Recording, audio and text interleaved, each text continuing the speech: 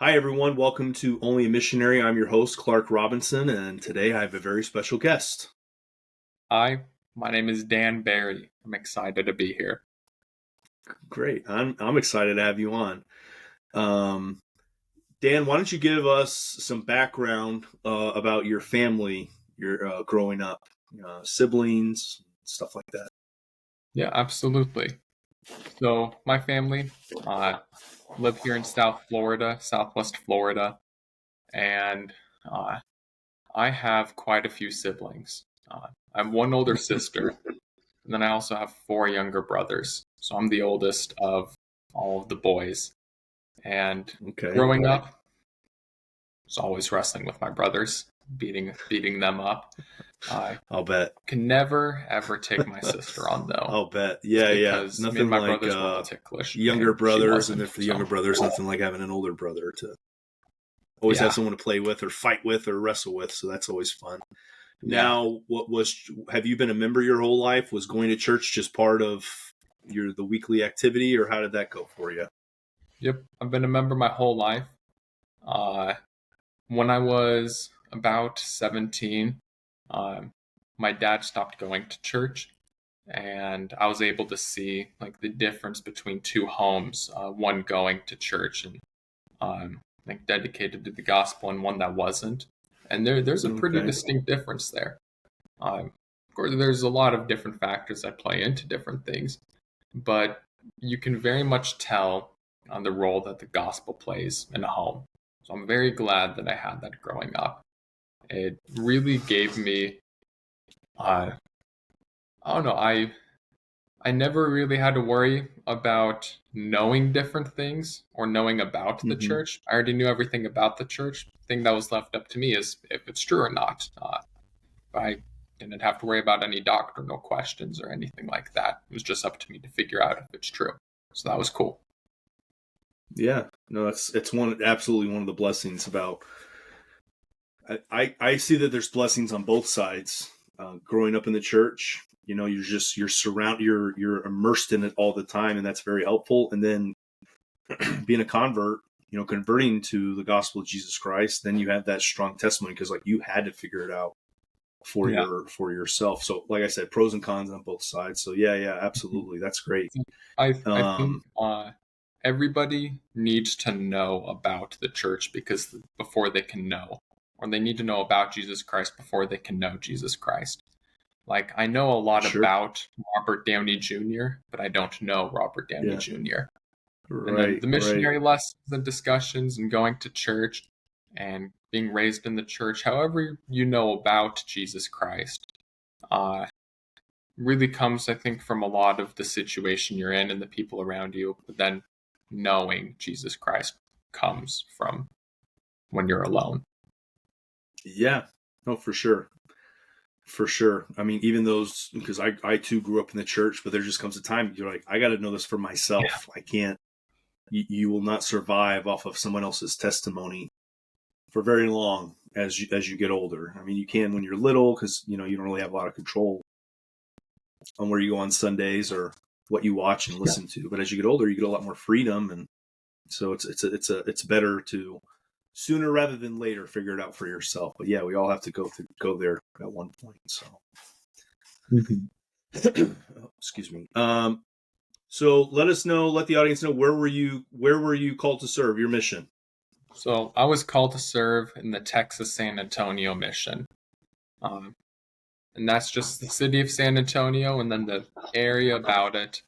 Um, so you've got the big city and then a whole bunch of small little cities around it. And like we go to parts of the border Okay. like Del Rio and Eagle Pass and uh, up to like the Kerrville and Junction area. If people know Texas at all, I'm sure that means nothing to most people.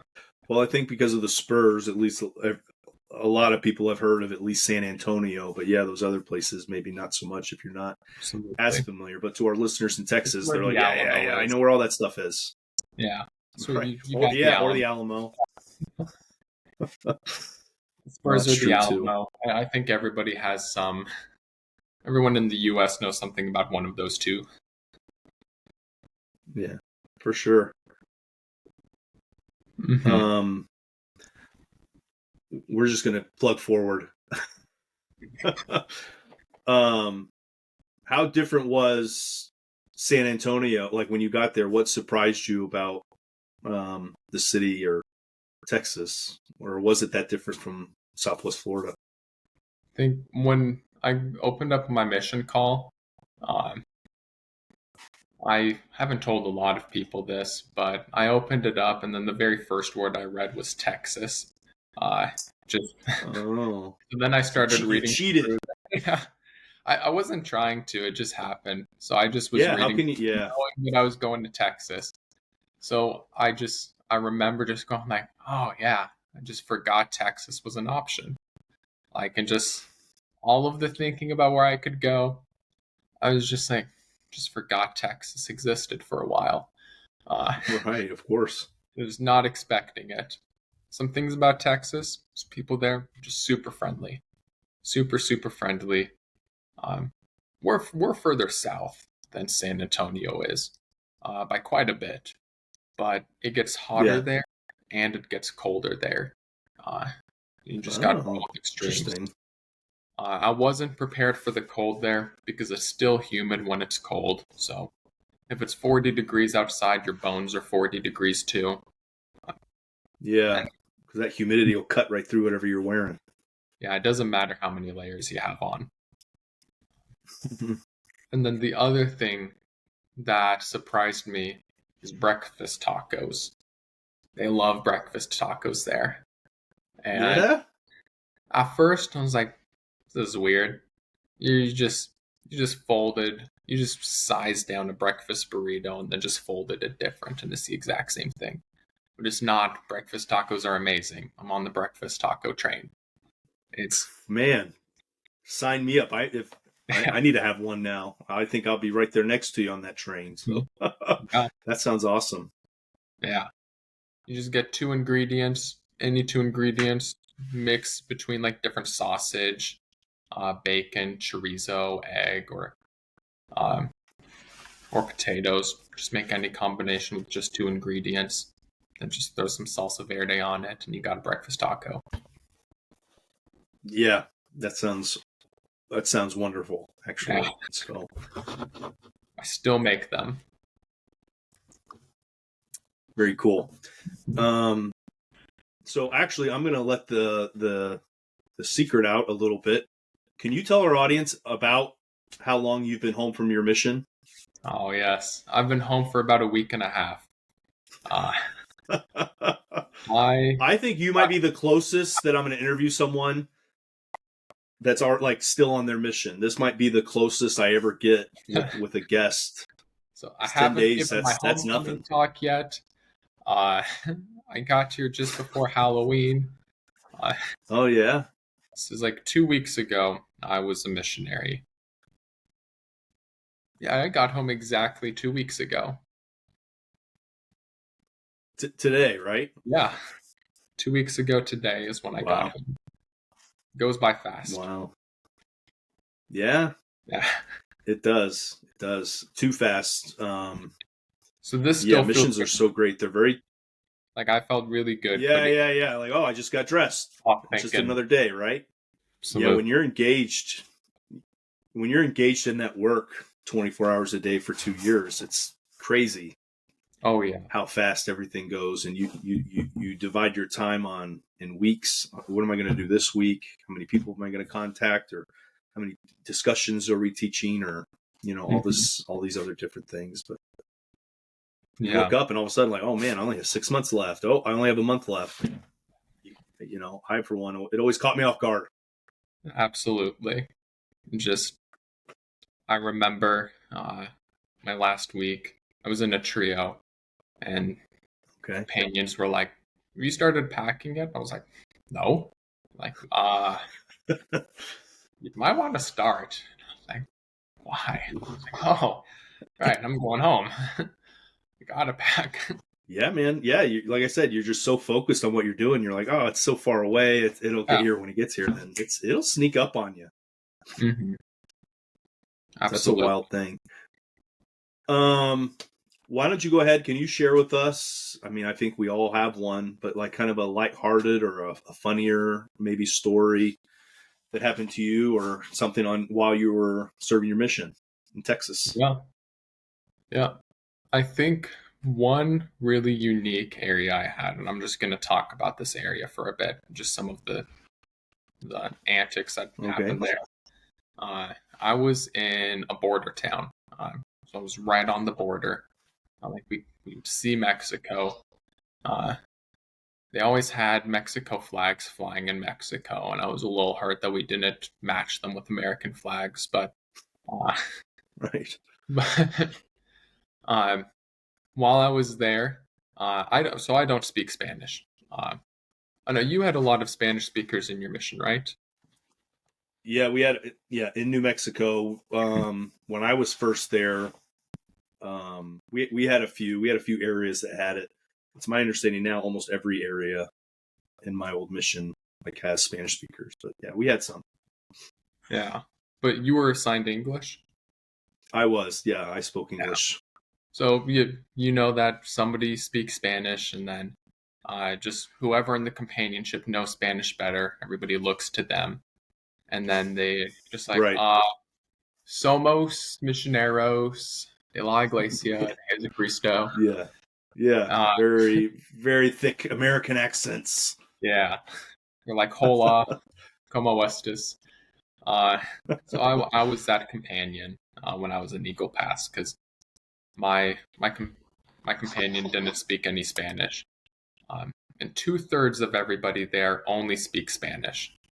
So it's Wow. very I learned a lot of Spanish there, but while we were there, my second transfer there, I was training a missionary. And this missionary, I was so grateful because he was assigned Spanish. And he went to the missionary training center in Mexico City. Oh, cool. I was excited. I was like, he's going to come out and he's going to know Spanish. But I'm sure as every single missionary who's ever learned a language knows that you come onto the mission, doesn't matter how long you prepared, you know none of your language. Right. But when we were being trained on how to train, my mission president, he was like, there's a lot of you that are training missionaries that speak different languages. He was like, make sure they get their language study in. You need to make sure that they have opportunities to speak the language. They need to teach in the language that they're assigned in. So I took that to heart. Smart. And you probably saw this, but you can it's like a sixth sense you develop. But when you look at a house, you know if that house speaks Spanish or English. Like, Yeah. Always just little things. Sometimes it's really obvious where it's like, you have a sign and it's like, este es un católico hogar or hogar católico. And like, we don't want any Protestant propaganda. Like, okay. Right. That's very clear. They have the bienvenidos turtles. Yeah. You'll have if there's a metal grate in front of the door and it's not just a metal screen, but they like it's a more like intricate metal grate, that's a telltale sign that they speak Spanish.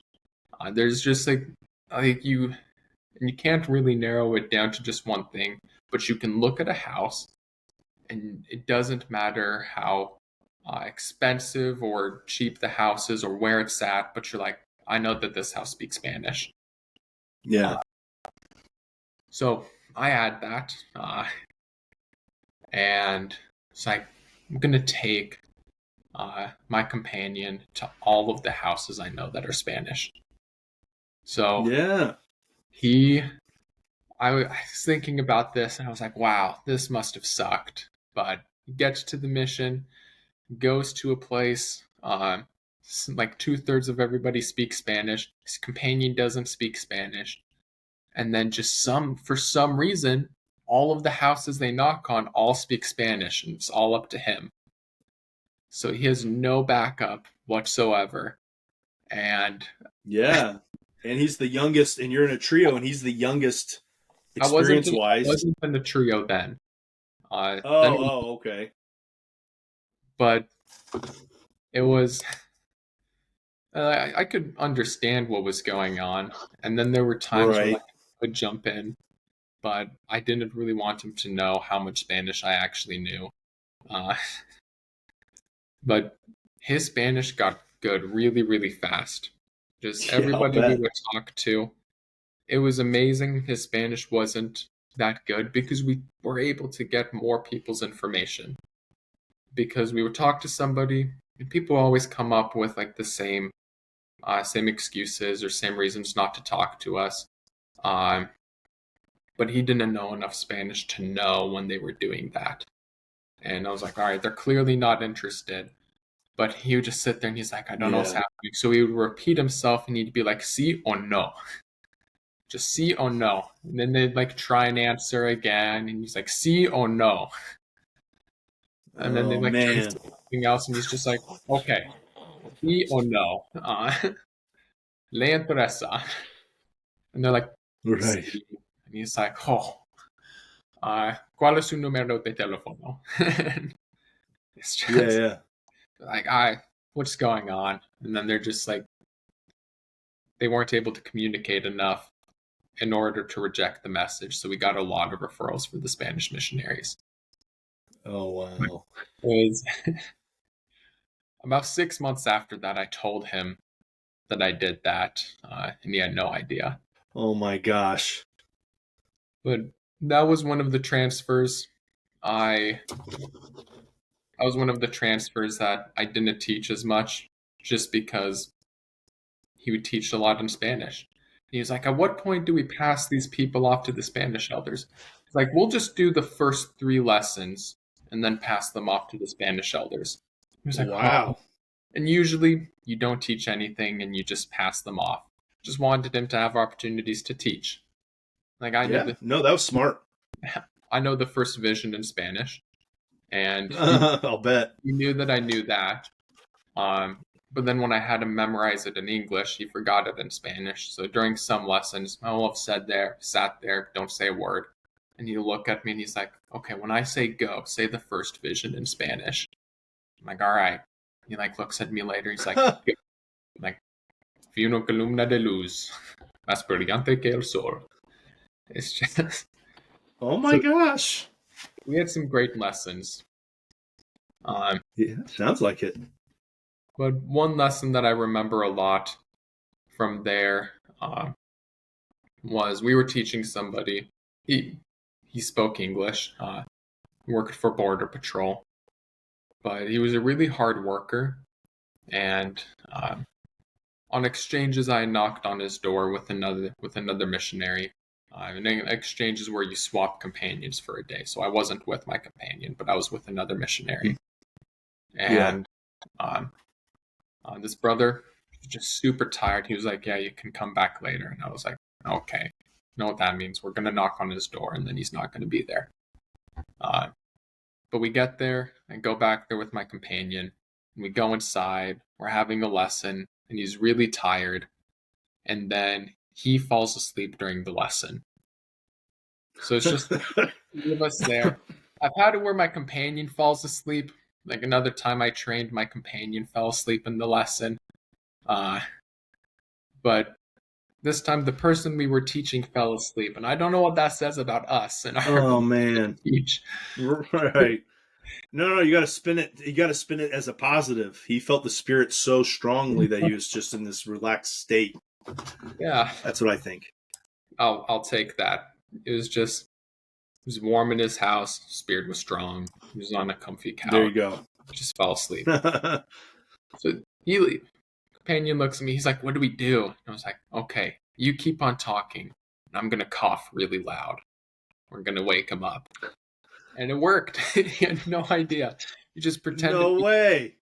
He woke up. We just went on along with the lesson, and then he was baptized later. So What? yeah, he fell asleep during. That's so awesome. He's a baptized member now. That is awesome. So to go from, yeah, come back later, kid, to, oh, wait, he's falling asleep. Wow. We must be so great. But wow, that's really cool. Yeah.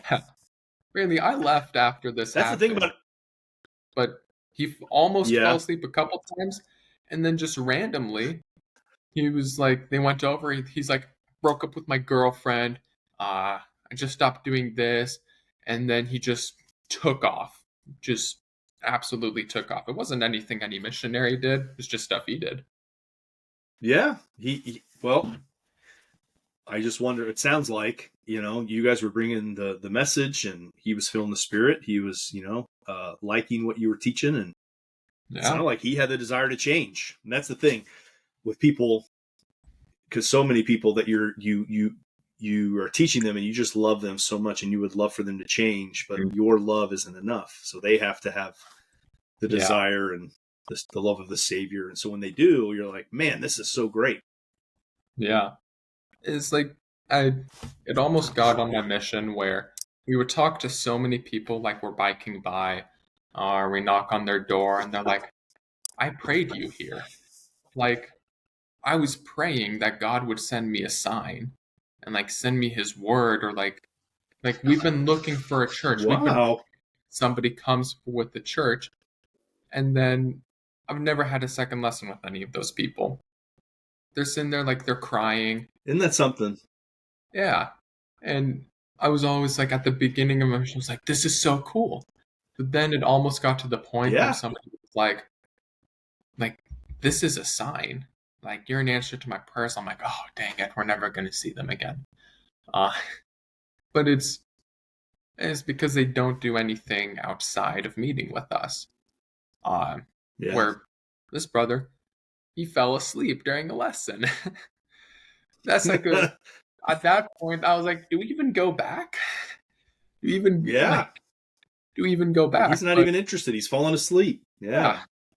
but it just goes to show that, uh, like we're here, we bring the Spirit, we teach them about Christ, and that way they know about Christ. But if somebody's going to make commitments and going to progress, if they're going to get baptized, it's because they keep commitments and they do things when the missionaries aren't there. So it's all about like I think just one of the biggest secrets of missionary work is make very good invitations and commitments, follow up with them, promise very specific blessings. I started like planning out the commitments I would extend people based around the promised blessings. It's like, what do they need? Um, okay, they need this blessing. What can they do to get that blessing so we can promise them that blessing? Well, It's just like that. It makes a huge difference. for sure. For sure. And it's not, the blessings aren't just like a cookie jar. They're like, well, oh, look, I'm being good, so I get, whatever I want. But to teach people that if you have faith, if you pray, and if this is something that, you need in your life right now, the Lord will absolutely bless you with this. Yeah. And for them to, some people would be like, wow, really? He will? Like, yeah, he will. Yeah. That's a really cool thing to see, and to see like, oh my gosh, elders, sit down. You're not going to believe this. I've been praying for this, and then this happened. And it's a really It's the cool thing to best. see them progress. Yeah. Oh yeah, Yeah. for It's just sure. the greatest feeling. That's the thing too. You just never know. I've left some discussions where I'm just like, man, that ain't going nowhere. And then Oh, they'll end up getting baptized, and then you're just like, oh, okay. yeah. or the opposite's true. You're like, you have one of the best first discussions ever. Yeah. And you're like, oh my gosh, we're gonna baptize everyone on this street because that was so good. And then you go back like, now we're not really that interested. Mm-hmm. So you never know. You never know. It's always like, oh, I Well, talked that to was my really cool. What a cool story. yeah. But that was really special. I loved that area. Just learned so much in that area. Yeah, sounds like it. Yeah. All right. Well, let's move on then. Could you share? I mean, that could have been it. That was really cool. But could you share one of your favorite conversion stories from your mission? Yeah, absolutely. So this is when I was in East San Antonio. Okay. and um, I was there. It was really cool because I had known a lot of missionaries that served in this area. I think looking back on it, before I got there, I had 3 past companions that had served in that area previously. And then obviously getting there, my companion had served there before too. So Sure. uh, I and I was really close to a lot of the missionaries that served there. It's like looking in our records, seeing who reported on different things. I was like, I know pretty much every single name on here, and I there hadn't been a baptism there in a long time. Um, I think in the last 3 years. So I got there, and then as soon as we drove into the boundaries of our area, I got like the very distinct impression. It was like there's been a lot of really good sowers here, and it's time to reap. I was like, Oh, cool. I'm not complaining. I'll Yeah. No I'd way. be part of that. Um, Yeah. Partake of the fruit of their labors. Sure. yep. Yeah, exactly. So while we were there, we like Payne and I, we were really obedient, really hardworking. Um, we were just excited to be there together. We had served around each other before, um, and like he had been out for 18 months, and I had come out like a transfer before him. So we were both like very like experienced missionaries too.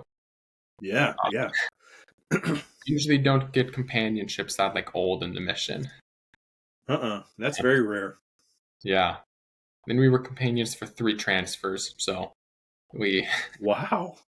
we were very, very experienced missionaries. We were able to work super effectively together. But like our very first week there, we were doing member stop bys where we just have an app, shows us all these different dots on there for either people that we're teaching, people that have been taught in the past, or members. And we were stopping by members in an area that we didn't know, um, trying to get to know them, see if we can get them back to church. And there's this record for this brother, and it was created by missionaries. So we say that it's a missionary created member record. So it doesn't show up in the church's Huh? records. Like if you were to Hmm. pull up LDS tools, there's nothing in there, only in the missionary records. Okay. We stop by him. We see somebody outside. So we're like, okay, let's run over there. We go, hey, are you so and so? And he's like, yeah. We're like, awesome. So we go up and we're talking to him. And companion is like, so, how long have you been a member? He's like, I don't know. He's like, well, when were you baptized? He was like, I've never been baptized before, but I really want to. I think that would Huh. be okay. He's like, do y'all have a message or something? And we're like, yeah, we have one about baptism. We baptize people. Yeah. And he's like, okay, let's hear it. So, very first principle we Wow. teach about baptism. Just teach like what baptism is, the importance of it, why we do it, what it looks like, what needs to happen before Yeah. somebody's baptized, what happens after, just everything around baptism. Then we come back like 2 days later, and we're teaching him the plan of salvation lesson. We're just teach him the first half, uh, like focusing on the fall of Adam and Eve and um, the atonement of Jesus Christ, and then just tying the gospel of Jesus Christ into that. And we put him on date for baptism. Second lesson, he's on date. And then we weren't able to meet for a week, so we come back a week later, and then we teach him about the Book of Mormon and Joseph Smith, Okay.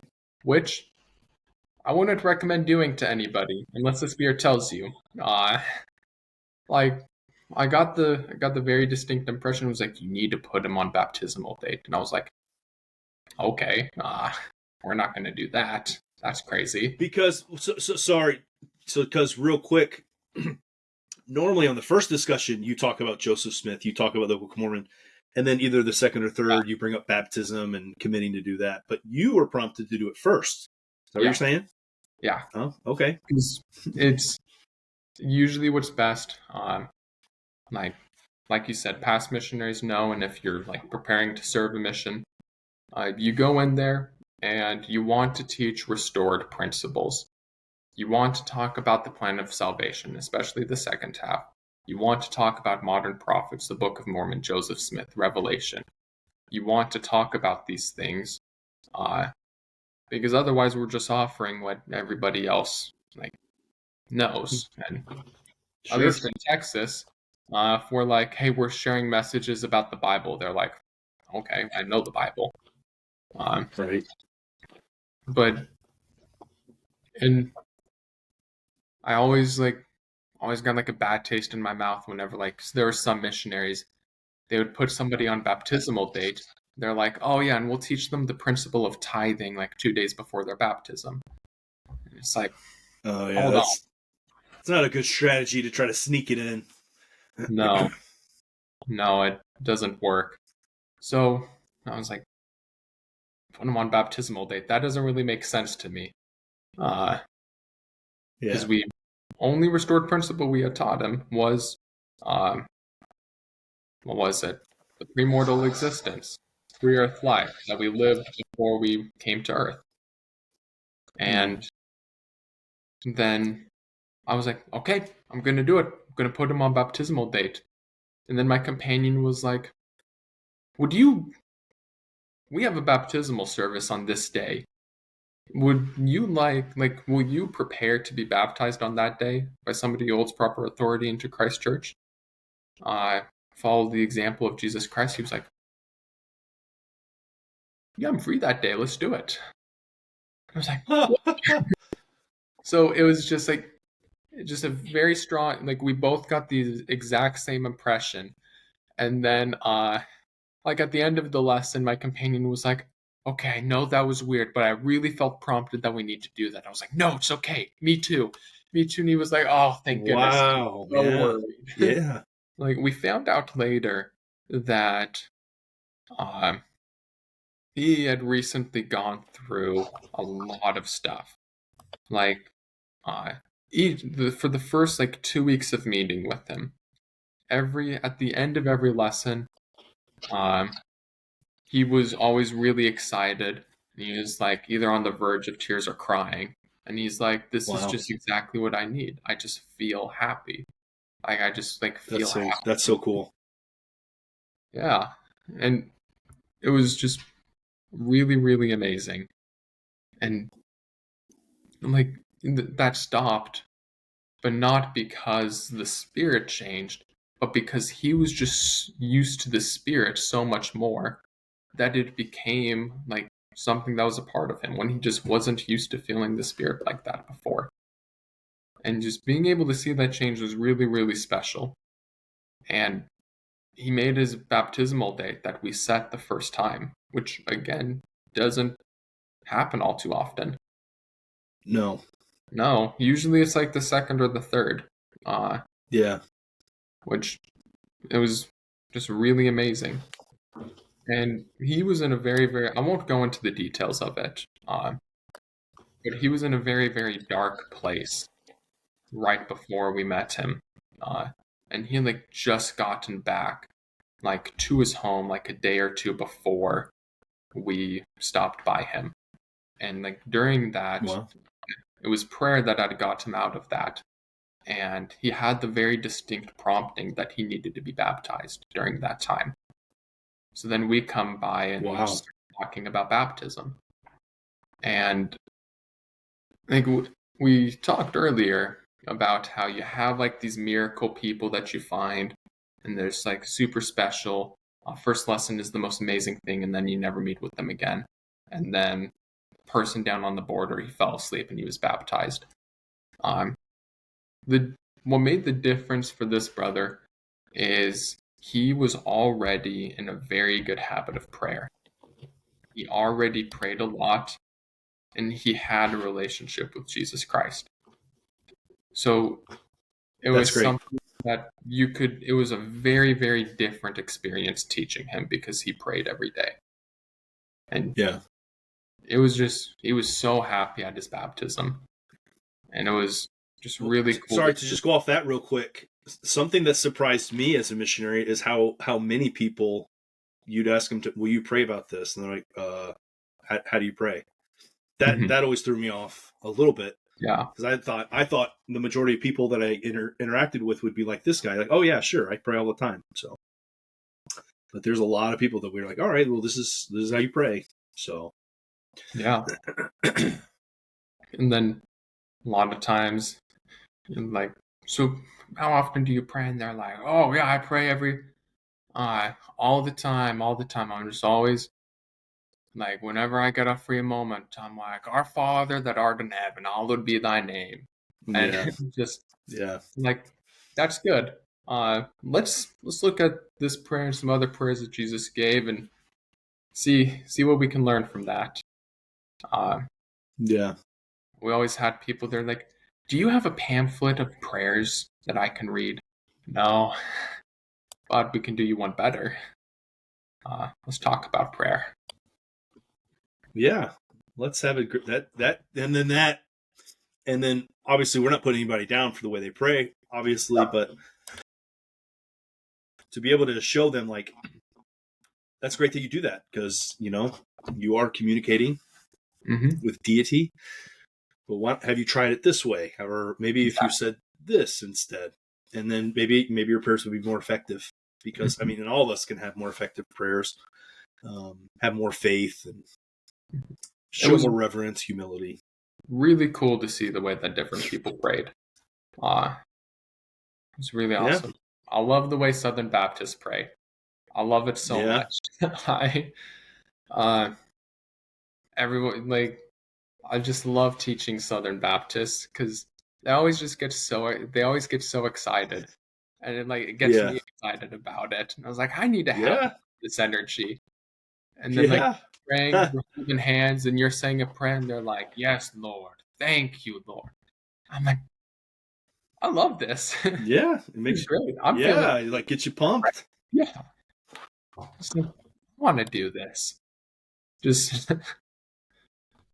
I wish, like, during like prayers at dinner, someone's like, "Please bless this food," and then you have like somebody like, "Yes, Lord." Yeah, amen. Yeah. Hallelujah.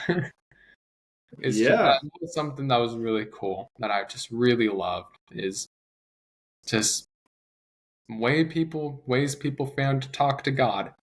It works. It really works. Yeah. No, it does. It does. We have, and when I say we, like, as missionaries, we almost have like an outline, like, here's what works for us. But there's many different ways to talk to our Heavenly Father, and if it works for you, keep it up. Yeah. Like, even when people are, if you feel like if you're just saying the Our Father, if you're saying the Lord's Prayer, a lot of times what that is for people is there's a lot of different emotions that are going into that. And like, they're saying the words, but like the communication between them and God is happening like really inwardly. And like, when somebody is doing that, you can feel it. Like, when they're like, it really blew me away, because people pray differently. Then those prayers, I was like, wow, this is just like such a sincere prayer. Yeah. I think, especially when I went out, I was so young, I thought there's only one way to pray. It's how I hear prayers every Sunday at my church. And then you get out and you hear so many other people say these beautiful or exciting or whatever prayers, and you're just like, nope, I was wrong. Yeah, I was wrong. I'm going to continue to pray the way I pray, but God bless these people. I think God is a lot more interested that we talk to Him, communicate with Him, rather than totally focusing on, well, how are they saying it, or what order are they doing it, or are they in a quiet place? Yeah.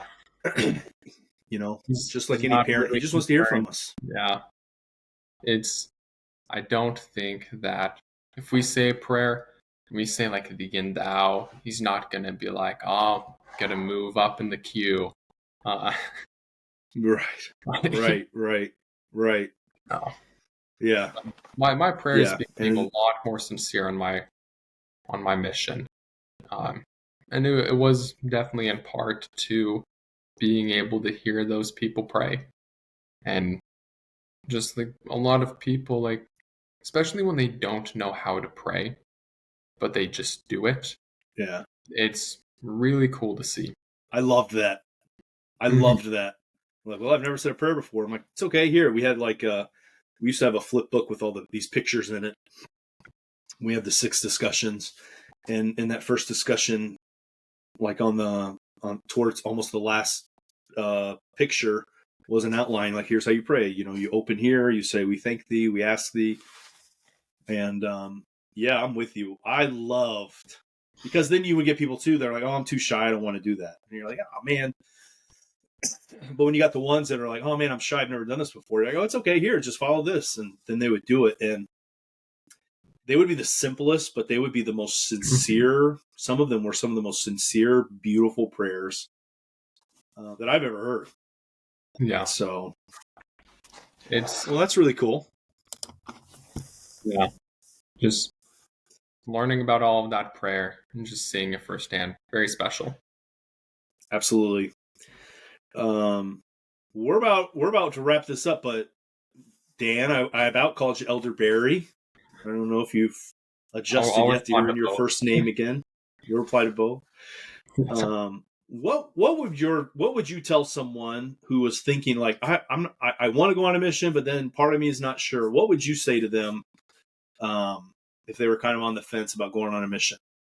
Yeah, and I think that you really have almost two camps of people that are on the fence of going on a mission. Um, you have like people that are like, I don't know if this is something that I want to do or that I will do.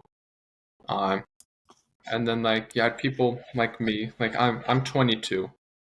So like I served my mission a little, like I'm almost 23. I served my mission a little later than most people. I celebrated my 21st birthday in my first month of the mission. Okay. And I was like since primary, I was like, oh yeah, of course I want to serve a mission. And then I forgot that you actually have to do stuff to serve a mission. Yeah. Like I was like, people are like, are you going to serve a mission? Oh yeah, of course. Why wouldn't I serve a mission? And then I was like, just much later down the road, I was like, I have to actually like submit an Oh, I have to, yeah, oh, get ready, so and I like don't just go. Yeah. it's not just that I want to serve a mission. I actually like need to like actually serve a mission. And then that was really hard for me. And I was really worried about how much I needed to prepare. Like I spent uh 10 months before I left on my mission, like following the missionary schedule and just Wow. like yeah, I studied a ton. I studied more off my mission than I did on the mission. Uh, Wow. and I was like, I'm just gonna prepare so much. Uh, because I was like, I just had this idea for like where I needed to be at, where I could serve a mission. And then for anybody who's on the fence of serving a mission, I would say, where you are now, just do it. Just like if you want to serve, like it's something that it's not going to. There's never going to be a perfect moment to do it. If you're waiting until you're ready or you're waiting until everything lines up where you can go, you're never going to go. Um, I, even with all of that preparation, probably hindered me more than it helped me because then I came on my mission super prideful and then I just had a lot of humbling experiences. Uh, Yeah. just, in terms of preparation, just read the Book of Mormon. If you haven't read it through all the way, like I'm not saying read through it all the way, just read it. Read it every day and just pray about it. And what helped me is if you don't know if you want to go, I was at an FSY, uh, and there was a class on missionary work. And what the person who was teaching the class, I wish I knew the brother's name, but I think he's in a different stake now, since the stake split. But he said, once you gain a testimony of the atonement of Jesus Christ, you should serve a mission. It was just as simple as that. So Wow. if you've repented and you've changed and you've gained a testimony that the atonement of Jesus Christ works and that you can change, serve a mission. That's what it's all about. Your whole job is to help people change and come closer to Christ. And if you're able to kneel and then pray and ask God to help you, and then He helps you, then that's when you know that you should serve a mission. Yeah. So if you don't know if you should serve a mission or not, I would say start just by daily repenting. And that doesn't mean that you're a bad person, Yeah. but it's just if like daily repentance is just getting better every single day. So if you're on the fence of serving a mission, just repent daily and then see where that takes you. Just find little ways to improve and involve Jesus Christ in it. And then just know whatever happens, we always love you. We always love you no matter what. You're always Yeah. going to have people to support you. And you're always going to have opportunities to serve. But the mission is just an amazing opportunity. And it is something that everybody will benefit from. For sure. Thank you for saying that. That's so true. That's wonderful words. But because, it's the only time in your life, because most of us will not be called to be general authorities. It's the only time in your life where you get to 24 hours a day, 7 days a week for 2 years or 18 months. You get to dedicate your life solely to Jesus Christ and His gospel. So the opportunity of a mission is a miracle. It's been the best 2 years for my life. I think what the mission has done for me is you'll hear the mission referred to as the best 2 years. And right now, for me, the mission is the best 2 years of my life. But the real miracle of a mission and what it does is like you do a lot of things, but what doing those things does is it changes who you are. Like you learn, do, and become. You have that pattern. And then you really become a disciple of Jesus Christ on your mission. And what that allows you to do is 2 years after your mission, those 2 years will be the best 2 years of your life. And then in 50 years, the last 2 years are going to be the best 2 years of your life. And that's what the mission does for you. Is it really turns you into that person where last 2 years of your life are always the best 2 years of your life. You can say the last 3 years of your life are always within the last 3 years, you can give yourself a year that was bad. Give yourself that. Sure. But it's something that it cannot be overstated how important missions are. They are absolutely essential. You are 100% dedicated to the greatest work on the earth, just walking with the Savior Himself. And it's amazing. It's something that I'm just eternally grateful for. I'm never going to be the same again. Good. Yeah, that's spot on, man. It's kind of like every once in a while you get a brother or a sister in sacrament meeting, they'll stand up and like, I'm so happy I got assigned this topic because I learned so much preparing for this. That's a mission in a nutshell. Yeah. I mean, you're out there to bless lives and convert people, but man, the inner vessel, you are the one that's changing the most. So. Oh yeah. For sure. Absolutely. It's a really special thing. It's whenever you have an old person stand up in church and you bear their testimony, you're like, oh, they've borne their testimony. every single month about how great their mission was and how grateful they are for it. Now they're crying again. It's Right. I understand that now. Yeah. Yeah. Growing up, you're like, oh my gosh, really? How can you really feel that way? And then when you go, you're like, now I get it. I get why they feel that way. So definitely. Definitely. Well, Dan, thank you so much for coming on. That was great. Those are some great experiences that you had, and 2 weeks ago, that you had to take that badge off one last time.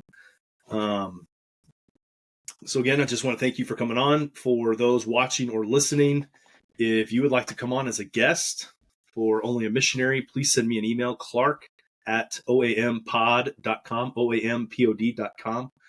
Or if you have a story you would like to share, but you're too shy or too busy to come on, you can also email me there, and I'll read that on your behalf on a future episode. The last thing I'm going to do is apologize. Everyone in my house got sick, and I was the last one to get it, but I got it. But I've scheduled all these interviews, and I didn't want to leave everybody hanging. So thank you for sitting through my. Thank you for sitting through all my coughing. Yeah. You almost got away without getting sick. I was close. Like I said, I was the last one. So, but thank you, Dan. I hope you have a great day. And for everybody else, we'll be talking to you real soon. Thank you. Love y'all.